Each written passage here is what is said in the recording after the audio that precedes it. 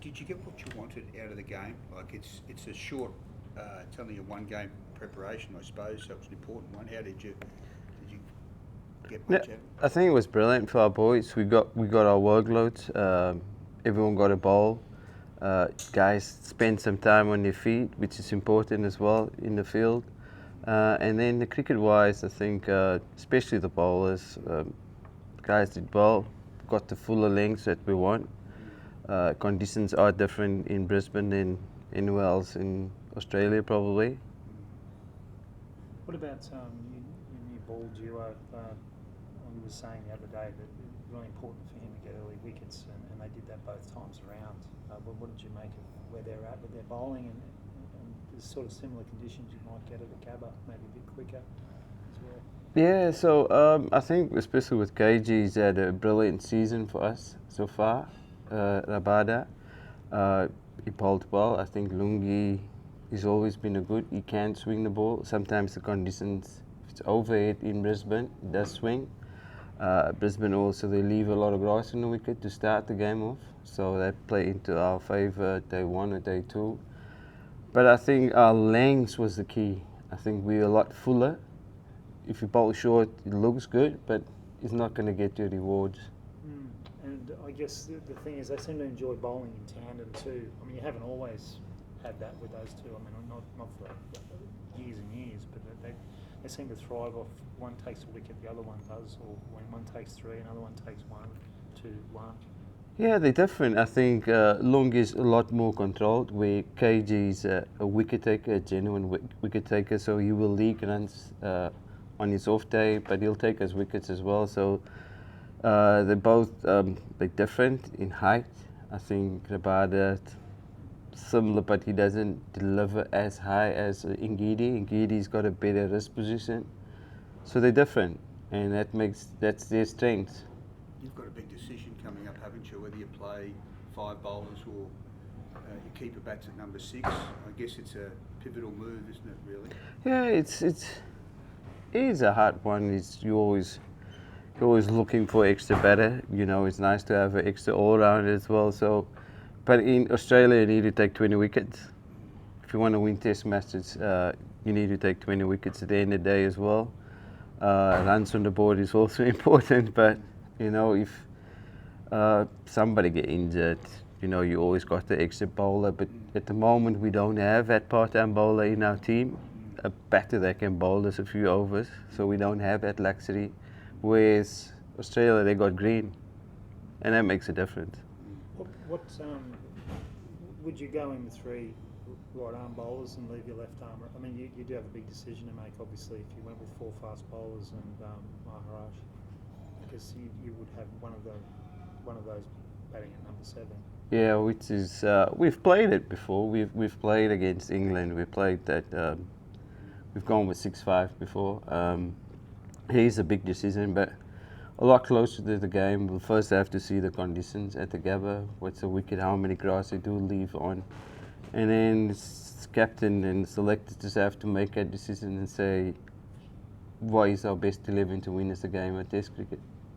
I guess it's fair to say too, though, that it's not like your fast bowlers aren't decent batting as well. I think Marco got 48 at Lords, didn't he? And then he got a 30 at the Oval. I think he likes to consider himself a bit of an all-rounder, doesn't he?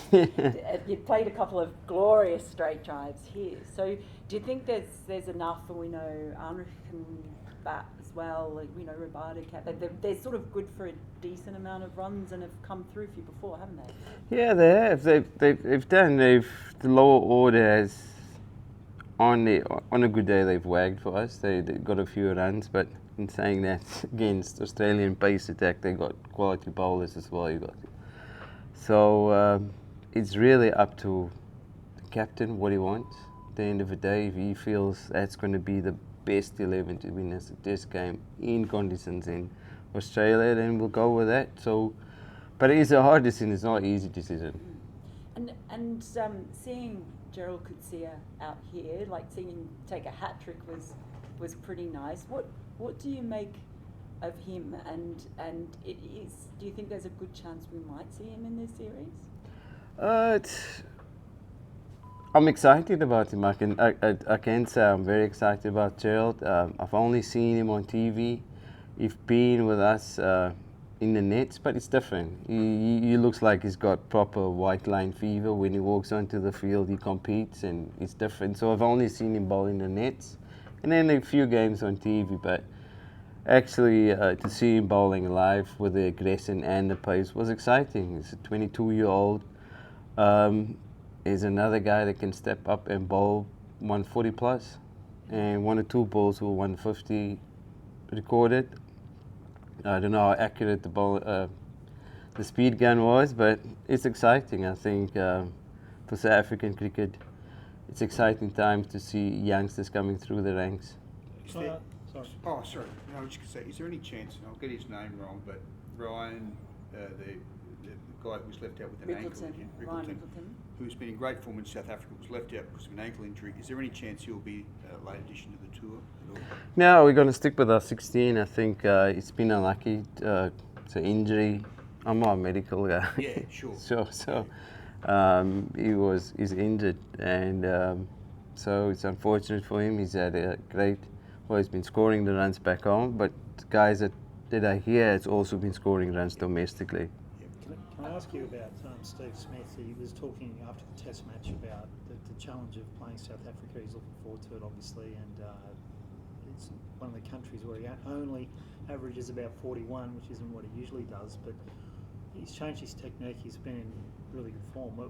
How do you approach getting him out? What's the key to getting rid of Smith early, you think?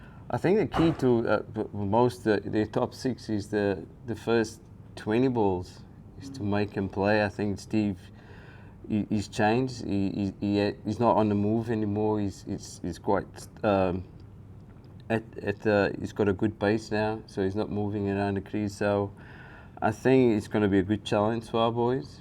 The boys are up for the challenge, but key is the first 20 balls. Make him play. Really make him play. Try and make him play more. I was just going to say, I mean, Australia have kind of also had an embarrassment of riches when it comes to fast bowling, and they've kind of got an attack where they have a lot of bases covered in terms of height, left arm, swing, seam, or pace, all of that. But South Africa have kind of got all of that as well, haven't they? When you look at the different options you have, is it hard sometimes because you've got so many options, or does that just give you the, I guess, perfect bits to choose from each time? Yeah, no, I think it's great to have competition within the team is what you need. So you need to be pushing at Abada. Gerald coming in, he's pushing for the next spot. So competition is great, and everyone is different. So they bring something different to the table, to the team, to a bowling attack, which is awesome. What about North out here? You seem to take many wickets, but where's he at? We know what he can do. We've seen how good he is, but I guess he'd be looking forward to bowling at the Gabba. Yeah, no, he's one of our main weapons. When you got pace, there's no replacing pace, and he'll look good today. The wicket was slow, but he still got the ball through. He bowled good areas, and he's really looking forward to bowling at the Gabba. He hasn't played at the Gabba, so he's looking forward to the bowling. Was that your speed gun? Oh, sorry. Was that your speed gun, or did you learn that from? No, we were looking at their speed gun, so it's the Australian speed gun. They had one down here. Yeah. Sorry.